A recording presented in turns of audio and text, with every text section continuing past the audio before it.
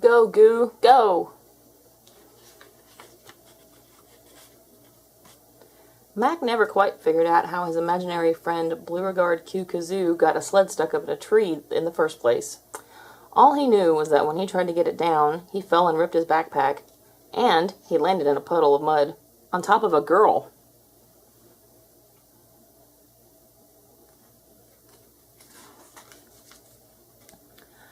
"I'm really sorry I fell on you," Mac said as he led the girl into Foster's home for imaginary friends to clean up. "A Bulgarian rucksack," she said suddenly. "You could carry your books in it. It's a satchel used by the Bulgarian people of Eastern Europe for transporting goat livers and dillweed." "Oh, right. My backpack," said Mac. "Hi, I'm Goo," the girl said. "Well, actually, it's Goo Goo Gaga, but only my mom calls me that, and only when she's mad, which isn't very often because she doesn't want me to restrict me so that I have proper self-esteem when I become a teenager."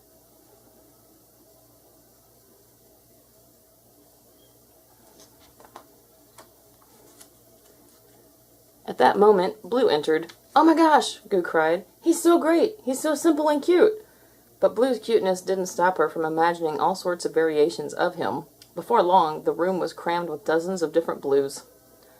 Frankie and Mr. Harriman rushed into the room. Mr. Harriman threw Goo out the door and slammed it shut. "That girl has an overactive imagination," he told Mac.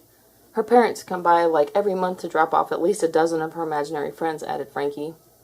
Mr. Harriman glared at Mac. "She's not to be let into the house under any circumstances. Do I make myself clear?"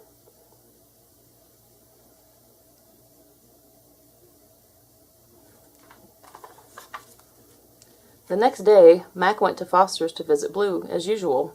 That's when he discovered that Blue had let Goo into Foster's to play. He found them in a room filled with new imaginary friends that Goo had just created, and when he tried to stop her...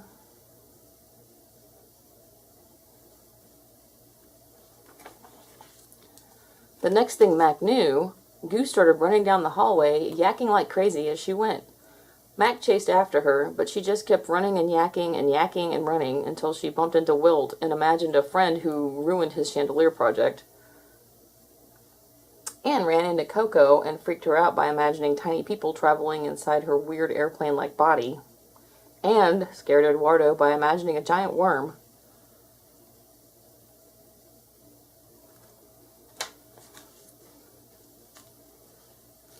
Mac finally dragged Goo to the front door, but she wouldn't leave until Mr. Harriman and Frankie came to the rescue and threw her out again. "Master Mac," said Mr. Harriman angrily, "I thought I was very clear yesterday when I stated that that girl is not allowed in the house." "Why did you deliberately invite your girlfriend back to Foster's?" Frankie demanded. "Girlfriend?" Mac howled. Frankie snorted. "Oh, come on, Mac. We saw you holding her hand." Before Mac could explain that he was just trying to make Goo leave, Mr. Harriman told him, "You must send her home."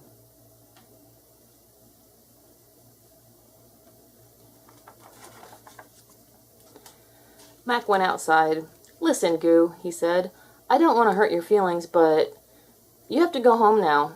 And when he added that she couldn't ever come back, Goo just looked at him. "Okay," she said, and left. Mac was relieved until he realized that Goo had no intention of staying away. In fact, she came back every day for weeks and weeks and months until...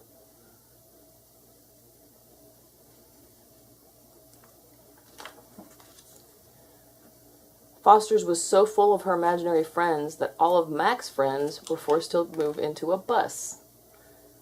"Mac, we've been talking," Frankie said. "And, well, we know how very much in love you are with your girlfriend, and since she comes around only to see you and you won't ask her to leave, we kind of think that you shouldn't, come to Foster's anymore."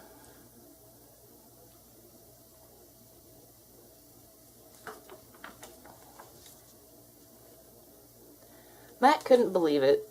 He was being banned from Foster's, and it was all Goo's fault. He stomped through the front doors, and Goo followed him, chattering like nothing had happened. "I just wanted to give you this, Mac, 'cause I've been thinking about all the time we've been spending together, and I really wanted to." Mac couldn't stand it anymore. "I don't like you," he bellowed at Goo. "Don't you get it? Nobody likes you. You're annoying and weird, and you talk too much. Everybody thinks you're a nuisance, and they all want you to just go home." Goo's eyes filled with tears. She ran out of the room.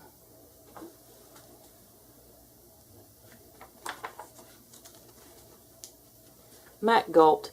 He felt bad and didn't know what to do about it, so he opened Goo's present. Now he felt extra bad. Goo had fixed his backpack for him. To Mac, thanks for being so nice to me all the time. Your friend, Goo. Mac looked for Goo and found her crying. You were right, Mac, she said, sniffing. Nobody likes me because I'm a big weirdo, so I have to make up my own friends, so maybe I won't be all by myself.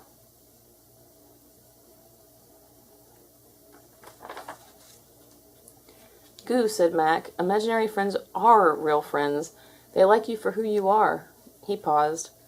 I'm really sorry about what I said. You're not weird. You're really creative and funny and nice, and if you're not too mad at me, I really want to be your friend too. Goo smiled. Okay.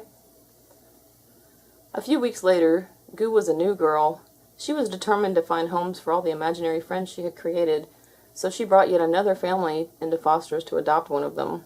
Mac smiled as she led the family upstairs. So, Mr. and Mrs. Goodman, she said, talking 90 miles an hour as usual. I can tell your kids are really going to love Shlopo, and I know I'm right because I found families for 264 friends, and I've never had one return to Foster's, and Max says that it's really impressive number, and that he's the most expert imaginary friend expert I've ever known, so he should know, and you know nobody else would be interested in adopting an imaginary friend. The end.